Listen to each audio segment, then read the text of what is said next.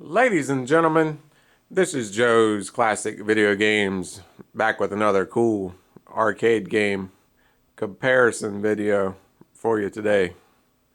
That's right. It's not a repair video. We're not going to be fixing anything, but we're going to compare something in this video. So a few months ago, I did a video on fixing up a Pac-Man machine just like this one. And you know, it's in pretty good shape. I think it looks very good for its age. It's from 1980. This is an all-original Pac-Man machine. And you know, the comments were pretty good. And then one guy came along. You know, I done spent hours I don't say restore, fixing this game up. So, you know, everything works good on it. And then some guy comes along. You can get the same thing at Costco for $200. Come on now, people. And I have that happen sometimes when I advertise these for sale, you know. Oh, I got one at Walmart on sale. I put it in the back of my Prius. Come on now, people. So in this video, I'm going to show you some of the differences between what I'm selling and what they were talking about. So this is the machine that I'm talking about. This is a 6-foot tall, 250, 300 pound arcade game from 1980, coin operated, all that. And here's what they're talking about that they're getting from Costco for $200.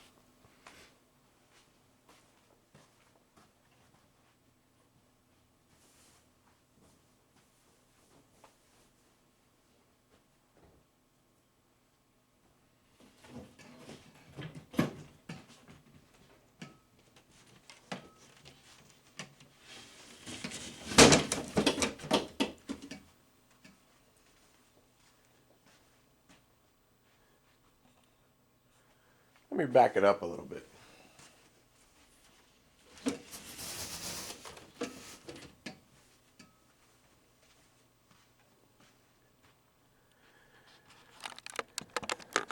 Now, does that look anything like an original Pac-Man machine?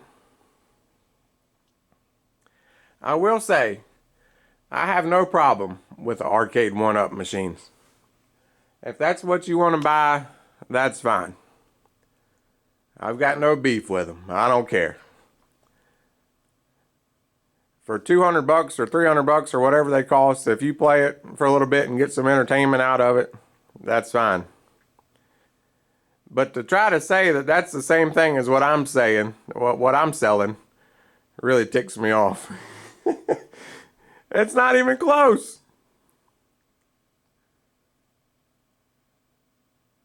Look at that.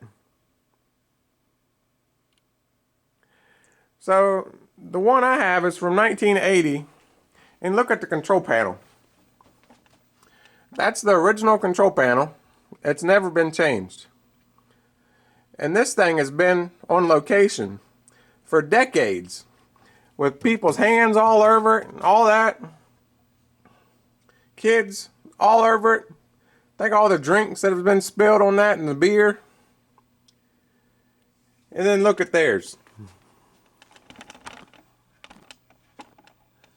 It all wore off within a couple years in somebody's house.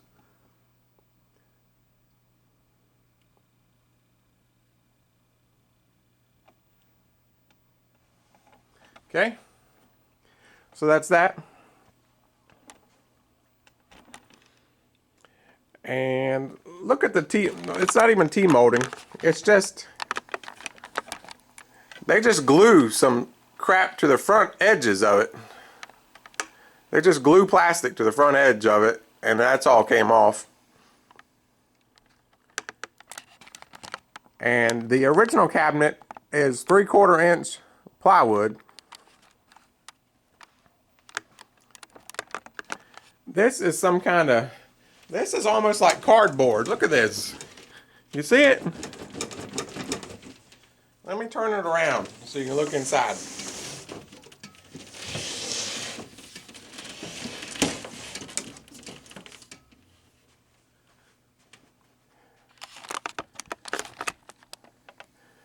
It's basically glorified cardboard.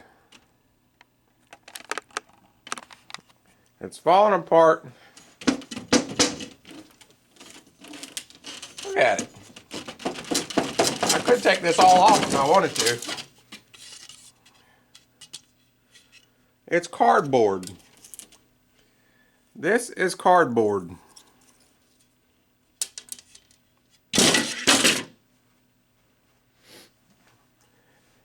And you guessed it, it's broke. And you know what happens when one of these breaks? You think you're going to be able to drive it down to Joe's Video Games and he fix it for you? I don't think so. When this breaks, you throw it in the garbage and you drive your little happy butt back down to Walmart and you get another one.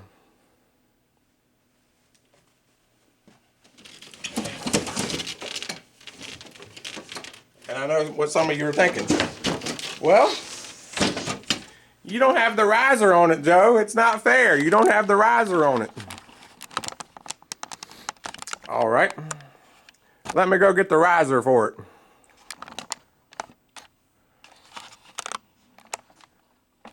See, my Pac-Man's so big I can't even get it in the screen. There it is. Let me go get the riser.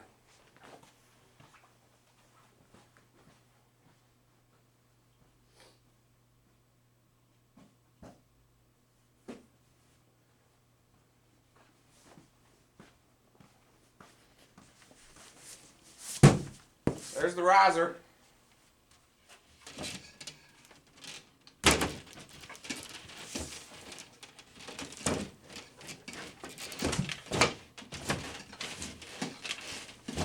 There it is.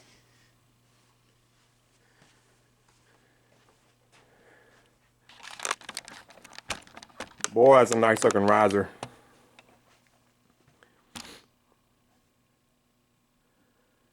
Now does it look the same? Still doesn't look the same to me.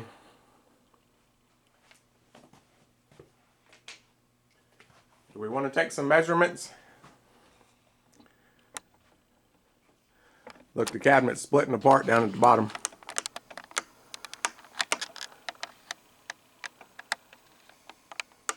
The whole thing is held together with about 6 Phillips screws.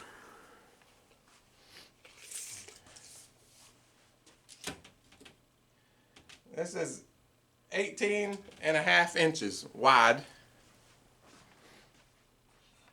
Let's go see how much the original one is.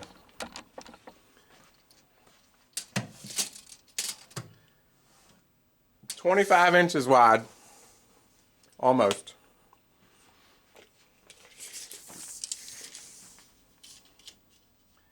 $33 deep.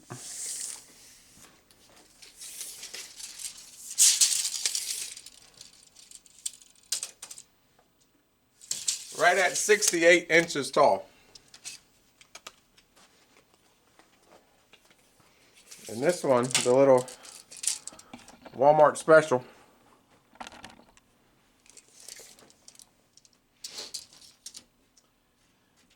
$22.5 deep.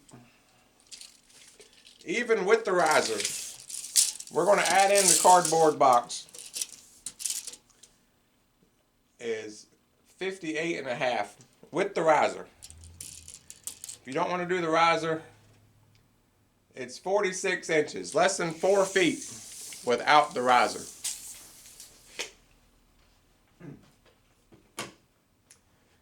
And here's one for you. If you can pick the whole entire thing up and walk off with it, it is not a true arcade game, okay? See how I'm walking it around? I'm taking it for a walk in the park. Not a real arcade game. Let me get my riser out of the way.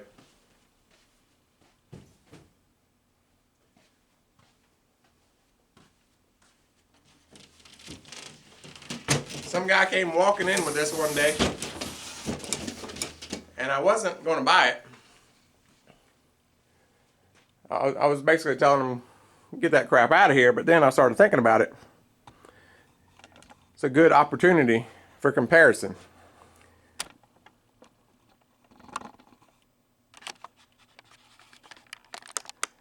And how would you play this?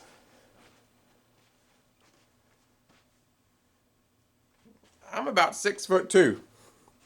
I can't play that. That's a child's toy is what that is.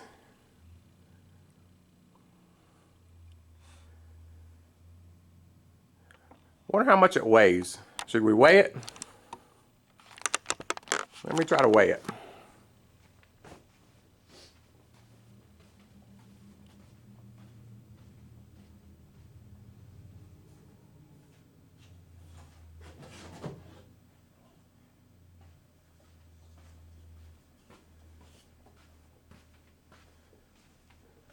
I got my bathroom scale.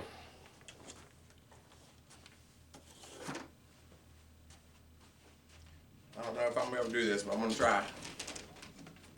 The scale might not go down that low.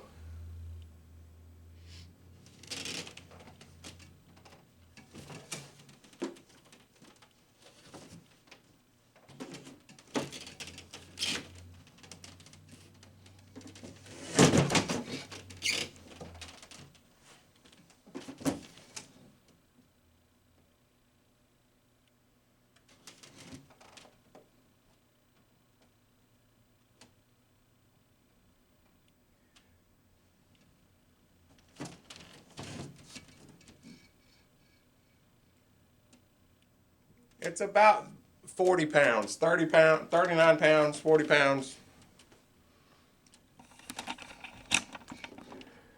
Well, scale turned off. You're going to have to take my word on it.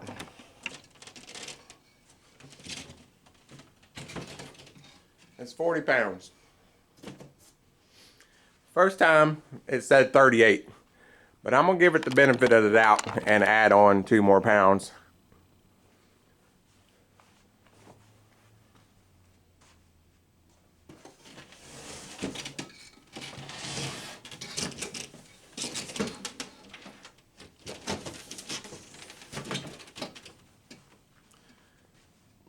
So there you have it. Of course, the one from 1980 is, I just serviced it and it's still working fine. The one from 3 to 4 years ago is broke. You can't really fix it. I mean, I'm sure you could buy another motherboard for it, or maybe a new monitor or whatever's broke on it, but then you'd still have to do something about the artwork. You'd be better off throwing it in the garbage and buy another one if you want another one. Again, I don't really care if you want to buy an Arcade1up. That's fine and dandy. But to act like that's the same thing as what I'm selling is just ridiculous. It's ridiculous.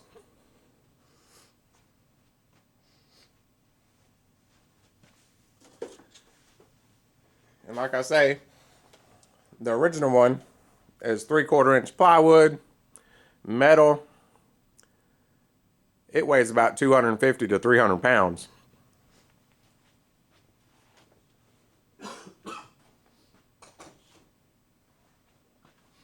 And the one up comes in a box.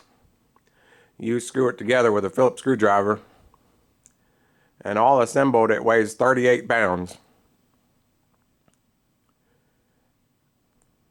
So that's that. That's my rant of the day. I'm not trying to offend anybody, but I'm speaking the truth. You can't compare what they're selling at Walmart to what Bally and Midway built in a factory in 1980. So that's going to do it for this one. And we'll see you on the next one. Thank you.